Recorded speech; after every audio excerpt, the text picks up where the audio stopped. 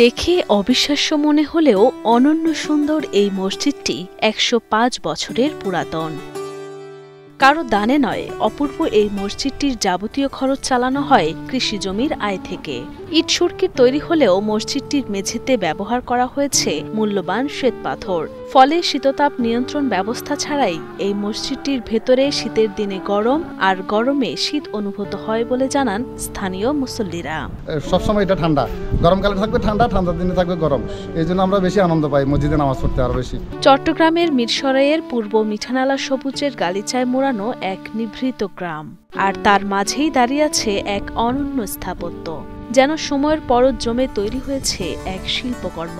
মিয়ানমারের বার্মা স্থাপত্য শৈলীতে নির্মিত এই শতবর্ষী মসজিদ পথিকের দৃষ্টি কেড়ে নেয় এক নিমিষে। আমাদের মসজিদটি অনেক সুন্দর এবং এখানে দূর দূরান্ত থেকে মানুষ নামাজ পড়তে আসে। এই মসজিদটার ভিতরে ঠান্ডা ও নামাজ পড়তে আমাদের অনেক ভালো লাগে। সাদা লাল কালো নকশার ইট সুরকির এই মসজিদ শুধু ইবাদতের স্থান নয়, এটি স্থাপত্য রসিকদের কাছেও এক বিস্ময়। ১৯১৬ সালে জনহিতৈষী হাজী গোলাম সুলতান চৌধুরীর হাত ধরে গড়ে ওঠে এই মসজিদ। বার্মা থেকে কারিগর এনে নিখুঁত কারুকাজে সাজানো হয় এই স্থাপনা।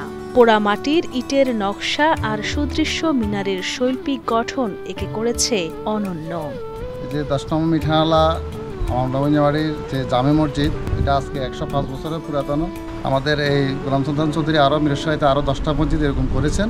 উনি যখন বার্মাতে উনি খাদ্যদ্রব্যের ব্যবসা বাণিজ্য করতেন, বার্মাতে দেখে ওনার ওইখানকার কারুকার্যগুলো দেখে আমাদের এই মসজিদের জন্য ওইখান থেকে উনি কলা কৌশলী সবগুলো ওইখানে নিয়ে এসে এই মসজিদ স্থাপন করেছেন। আজকে বিভিন্ন জায়গা থেকে এই পুরানো মসজিদ দেখার জন্য মানুষজন আসতেছেন। আমাদের কাছে খুব ভালো লাগে। আসলে আমরা ঐতিহ্যগুলো ধরে রাখতে পারতেছি না, এই কারণেই আমরা চেষ্টা করতেছি ওগুলোকে এখনও ধরে রাখার জন্য। তো সবাই আমাদের মসজিদের জন্য দোয়া করবেন, আমরা যাতে মসজিদের ঐতিহ্য ধরে রাখতে পারি। হাজী গোলাম সুলতান চৌধুরী নিশ্চিত করেছিলেন মসজিদের খরচ যেন কখনো বন্ধ না হয়। এজন্য তিনি মসজিদের নামে দান করে যান ১২ একরের বেশি কৃষি জমি। আজও সেই জমির আয় থেকে পরিচালিত হয় এই মসজিদের যাবতীয় ব্যয়। আমাদের যে মসজিদ, এই মসজিদটা দেখার পর আপনার যে চোখের একটা শান্তি ওটাও পাবেন, আবার মনের যে একটা তৃপ্তি, যে একটা শান্তি ওটাও পাওয়া যাবে এই মসজিদ থেকে। এটা স্থাপত্য শৈলী অনেক পুরাতন, যার কারণে এটি আকর্ষিত করে আমাদেরকে, এবং এটা স্থাপত্য শৈলী অনেক সুন্দর হওয়ার কারণে আমাদের প্রত্যেকটা মানুষ যখন দেখে তখন সাথে সাথে তারা দাঁড়ায় ছবি তুলে। এটা আমাদের জন্য গৌরবের বিষয় যে আমরা এত সুন্দর মসজিদ পেয়ে আমরা আনন্দিত, এবং আমরা চাই এটার সৌন্দর্য অনেকদিন, যতদিন বাঁচি থাকবো ততদিন এটার সৌন্দর্য আমরা ধরে রাখার চেষ্টা করছি।